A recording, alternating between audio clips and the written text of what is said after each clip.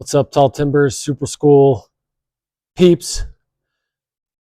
Today we're going to show you the principles and functions of the reeve system, or high line lift and carry kind of thing. So I'm not going to go into too much detail, just the basic functions of it, how to set it up, things to look out for, and we'll go from there.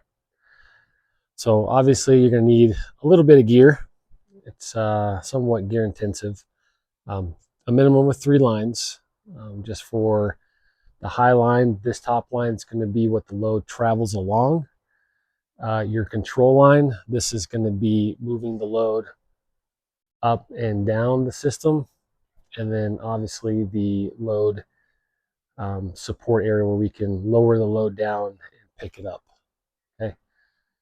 Some key things to watch out for is, especially on your main top line here, you want to watch out your sling angles, okay, or not the sling angles, but the rope angle here.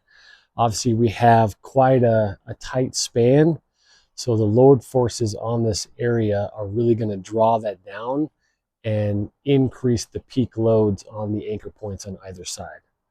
So if we have a 100-pound load and we're at a 90-degree sling angle, so not 90, 180-degree sling angle, we can see peak loads of 200%, making that 100-pound load become a 200-pound load on the anchor points. Okay. Definitely make sure all of the pulleys and devices that you're using are compatible with each other. I'll make a video later on your hardware, on the working load limits, the limitations and uses of them, such as your rope diameters, rope angles, and stuff like that. So make sure each component that you use is being used within the working load limits, within the capacity that you're going to use it. So if you don't know what your load is going to be, you can obviously look it up on your phone app, the log weight chart, and go from there. Cool. Mic's still working. That's good. Double check that. So this one's a little different. We did set it up here in our shop, but it's just for demonstration purposes. Okay, so functionality of it, right? 3 lines, right? So the top high line, the load line, and then the control line. Each of these are important to have. The one that sees the least amount, so if you've got a rope selection, let's say you've got a 3/4 inch line, a 5/8 line, and a 1/2 inch line. You're going to want to use your 1/2 inch line for the control side. It's going to see the least amount of force in your system, as opposed to your top line. It's going to see the highest peak loads in there, on the forces there. Sorry, a bunch of ums. And then we'll go from there. I would recommend, I know I've got the safe block here. I just kind of want to show, just some ideas on how to incorporate if you don't have 3 different pulleys, because normally you would need 1, 2, 3 different pulleys, because the control line would be in here as well. This is a nice way to kind of create separation and only use one device, to be able to facilitate what you need to use. Make sure you use pulleys in this area here, and especially up top, because you're going to need these to be able to lift. So if you have a lot of friction in these areas, it's going to be difficult to lift the load up. Same with up top here. You don't want to put rings up here. These are going to be sliding up and down it. So the least amount of friction you have in your system, especially if you got to carry long distances, or if your angles are not as down as you'd like them to be, and allowing gravity to carry it down. Yeah, we'll go from there. So the top line, this one, before you take a load, you're going to want to make sure your top line is as tight as you can get it. You can set up a 5-to-1 on it. The GRCS, but then you got to transfer that over. But this is going to stay static the entire time. It is not going to need to be released, to be released tension and tension taken back up. This will always stay static and always stay tensioned. I have it secured to the notch backbone. It's just a simple way to maintain friction and secure it to the base of the tree without needing another porta wrap or other device here to be able to hold that line down in. And this is rated at a 2,000-pound working load, so I'm well within capacity. The other two, though, however, you're going to want them to be some sort of friction control devices. I would recommend on the lifting and the carrying line, so this bottom one here, GRCS is fantastic for this application. So obviously you would have it anchored on either side, whichever way you want it. But the other end, down off of here, you're going to want connected to some way of being able to lift the load up, hold it, and then let the load down. So I'll demonstrate to you.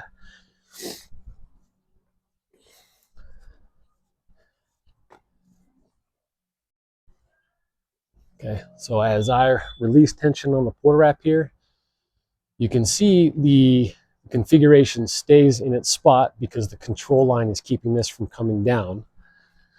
But now I'm able to lower the load and land it in any specific spot that I want it to land into. So this is nice for if I got a pool, I got landscaping or a lot of flagstone or stairways, I got to transition a lot of heavy logs across. I can pick these logs up in place, right? So here I'm slacked off. I can take my slings, tie them up to the log or the load. This is where the GRCS would come in handy. Okay, and you can see the control line is tightening up because it's keeping that from coming towards me. So as I pull up, okay, the load's going to come up. So if this load is heavy, right, manually pulling up is going to be pretty difficult. So it'd be nice to have a GRCS because of the bollard and locking it off is just nice, easy control on it. If you don't have a GRCS, you can install a 5-to-1 here. It's a little cumbersome, but you could attach it to the top of your porta wrap here.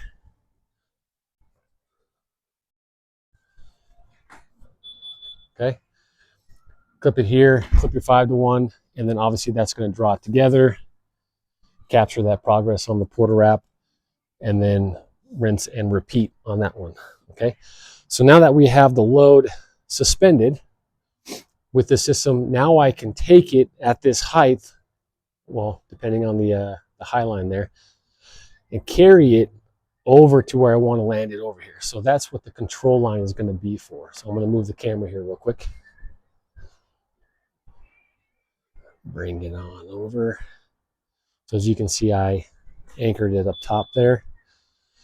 The control line, the green one, usually it's the other way around, but in our shop, this is how we have it.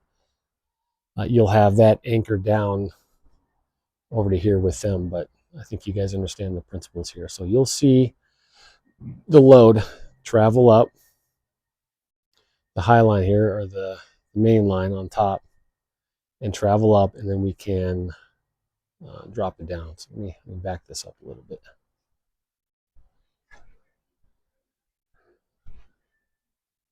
So you're able to see, there we go. Oh, jack stands in the way.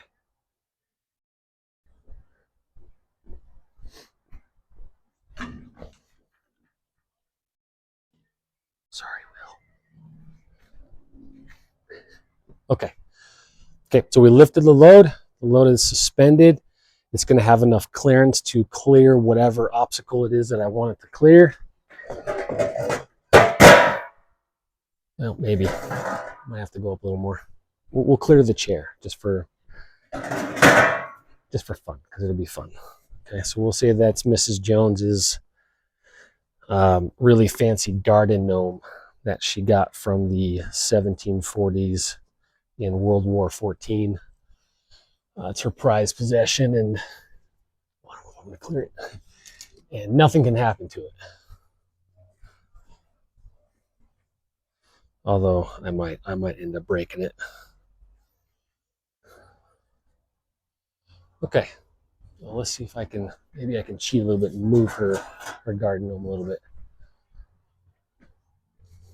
Okay, now as we lifted our load, we have it under control. Take the control line, Normally the control line is gravity fed, so usually you're coming from a high spot down to a low spot is how you want to configure this, but for demonstration purposes I think you guys understand. Okay, so here we are, we're carrying up over, well, all right, we cleared it. Mrs. Jones's garden gnome from the 1700s. Okay, put this back on this Stein friction device.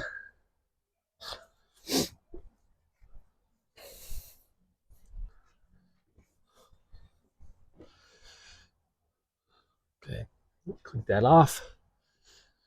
Now with the lifting line, I can now then lower it.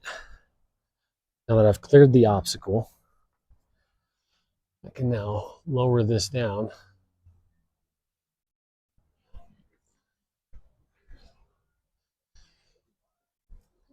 and manipulate it so it clears Mrs. Jones's garden gnome. Okay, so I did add a bunch of different components here just to showcase like what you can use. Right, I use the pinto pulleys down below. Up top, I've got the roll clip, pencil roll clip. They're great for this for light loads. If you're going to go larger loads, I'd recommend the DMM pinto pulley. The rig ones are usually purple. They have a higher capacity and a fatter line because you might want to use a 5/8 inch line as opposed to this 1/2 inch, which is the maximum capacity for this configuration. On the pulley side, you're going to have, I would recommend having a pulley with a swivel on it. So as you can see, being able to rotate and manipulate the load is kind of key for landing, especially if you've got long logs or long sections.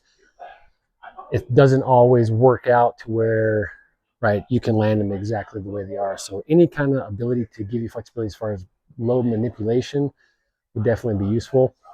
You can also attach, if you've got the clearance and it won't get hung up in the line, you can also add like a small 10-15 foot tag line. So if there is a canopy above, you can manipulate it while it's still suspended in the air where you can get your hands on it and then guide that down into an area that you need to have.